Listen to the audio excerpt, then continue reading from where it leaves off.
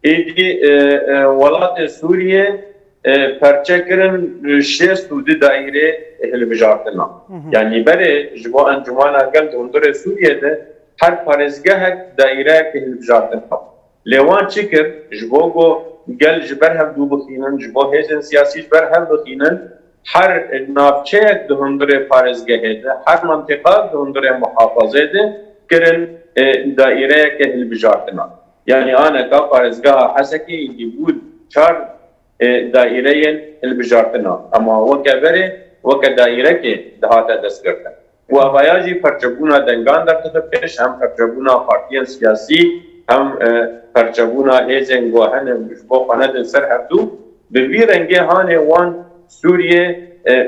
perçe kirî ji bo gotî hêzekê siyasî li kîjan devera Sûriye hebe nikarin xwedî bandor bin û nûnerê xwe der.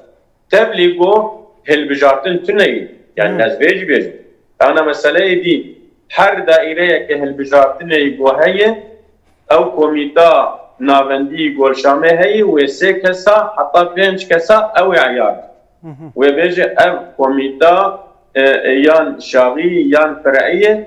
او کمیته یا ایدی لگوری هجماره و دایره یعنی مینا کس بیشم نابچه حسه که سه کسن یا قامشلو چهار کسن یا دیری که دونن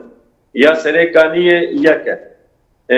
اوه لگوری هر کسی که 5 کسی اوه دیار بکن او هر 30 کس و 105 کسی جبو حسه که دیار بکن و 200 کسی جبو قامش بو دیری که دیار بکن و صدیج بو دیری که دیار بکن و 200 جبو قامشلو دیار بکن و سه کسی جحسه که و جوان 105 درکرد او 105 بخوا و ادناو خود سه کس از خود درکرد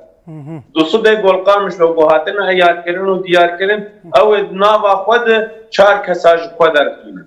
و هر وها یه درکرد